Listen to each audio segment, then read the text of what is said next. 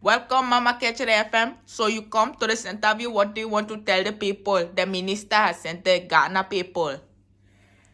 Thank you, Madam Indiana.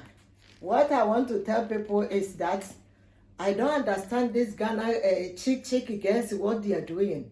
The way they are behaving, in fact, I don't understand. As you can see, the president, the sitting president, and then the after or the what I don't know what they say it. You see, these girls are disgrace these men. I want them to stop with these chick girls. They have to come to us. We are about the 50 plus. Now, if they want to take us as a girlfriends, they will concentrate to sleep and eat. You see, these girls are spoiled their name. We are more, the 50 years old women are waiting for these ministers. So, what I want to tell the ministers and the presidents that they have to come to us.